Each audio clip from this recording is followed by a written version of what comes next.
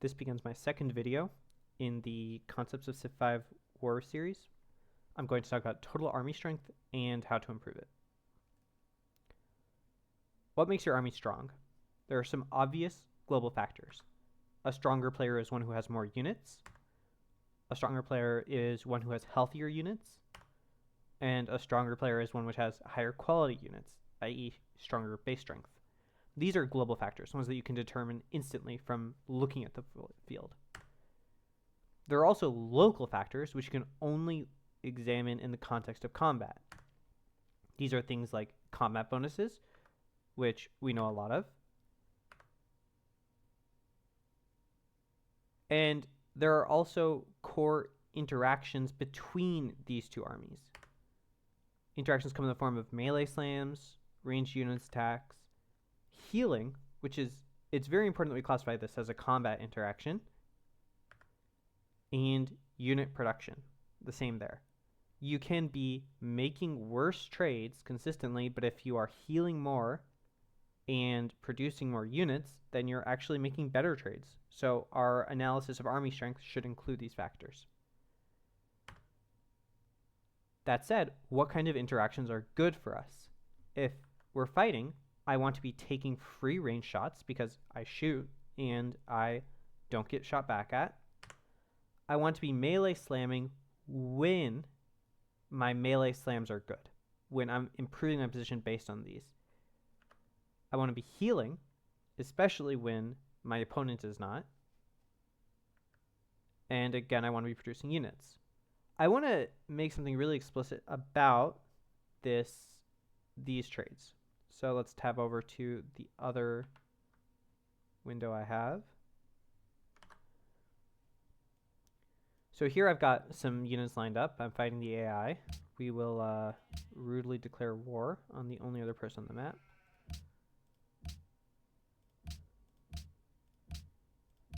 So let's look at this cav. If my cav tries to slam this enemy cav, there's no terrain here. Then I'm just trading 29 for 29. This is not a good trade for me. I haven't won anything by doing this. Even if I create some flanking, let's force some flanking. I'm only trading 33 for 27. This is only a +6 swing for me. This is not an incredible trade. Meanwhile, this Artie is doing 26. That's like a +26 for me. That's massive. Even if I'm in a situation, and of course, this is an insane situation to be in, where my cav is triple promoed with the correct terrain promos and their cav isn't promoted at all, this trade is only +34. So it's really important that when we're looking at our trades, we don't want to be myopically slamming down all the trades we can. It's much, much better to set up situations where we're making trades which are very plus for us. Okay, that said.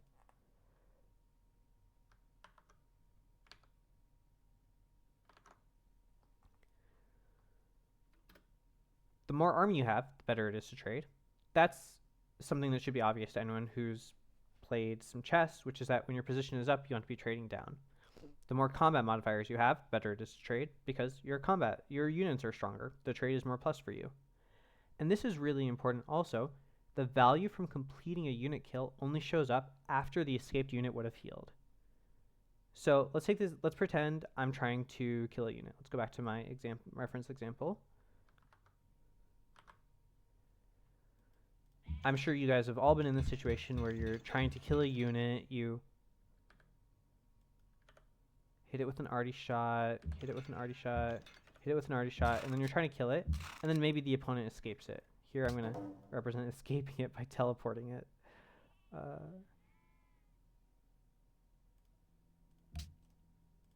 Oh no, you got the click. I didn't get the kill. This unit's still useless. The time when my opponent gains strength off of this unit save is after the unit has healed up and it can fight again, right?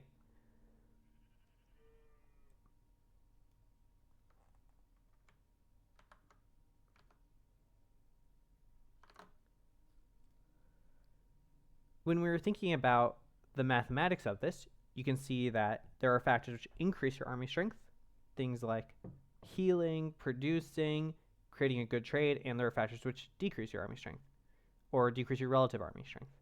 And you can write up a mathematical model here. I'm not going to do it because I'm pretty lazy, but also because I didn't want to think about the rate of trade. I might do it at some point. But if you're interested in this sort of thing, it's really nice to look up, and there's some good articles here about Lanchester's laws and Salvo models. And creating a good model gives you some interesting parameters which are fundamental to the system. Production and healing are the exact same in one of these models. Unit which is healing the normal amount, which is 20 in your own territory, is exactly like a city which 5 turns a unit, except it can only 5 turn the unit once. And elite forces, which is healing you 30 per turn instead of the normal 20, an elite forces unit which is healing is like a city 3 turning a unit.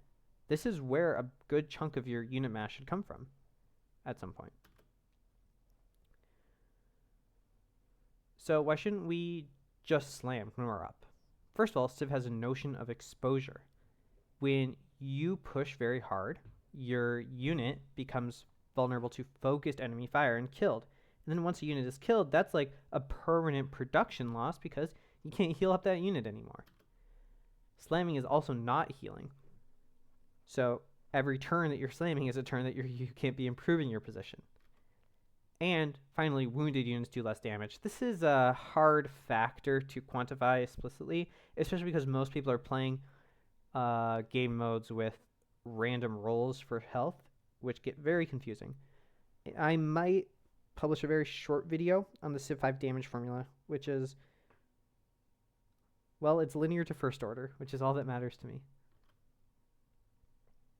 So what should our long-term objectives in a fight be? Deal more damage to them than they deal to you, and heal more than they do. That's pretty much it. That's what good fighting looks like. From here, we should also talk about some unintuitive takeaways, things that really annoy me when I see people not taking them into account. The first is that sacrificing units for a city is almost never worth it. A city, a good city, 3 turns a unit. That's the same value as a unit healing.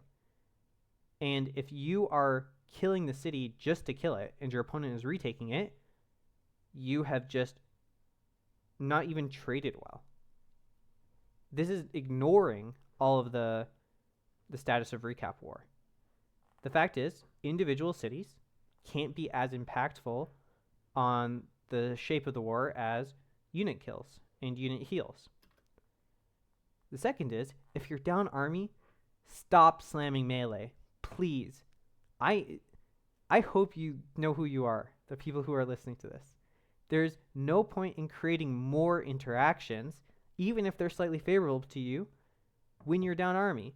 Remember, a melee slam between even roughly even or high or flanked units is like +5, +10. These aren't the kind of trades you want to take. The good trades are actually to preserve your army strength and to heal while you're down army. Don't need to make these trades. A lot of times the strength is in not creating the trades, not increasing the frontage. Finally, distributed damage is much easier to heal. If I have taken 1 arty shot across 3 calves and I don't move, I can heal all 3 calves. That's 60 health over 1 turn. If I've taken damage on 1 cav down all 3 shots, and maybe it's survived, and I've escaped it, I need more turns to get that cav back in the action, and I spend less time healing. It's like a production difference.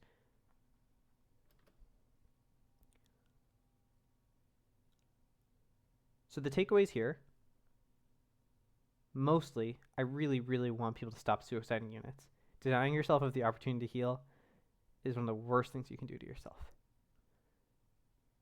And I also really want people to stop slamming when they're down. These trades just aren't that good. Let's pan back over. I want to point it out again. Okay. Cav slam, even unflanked.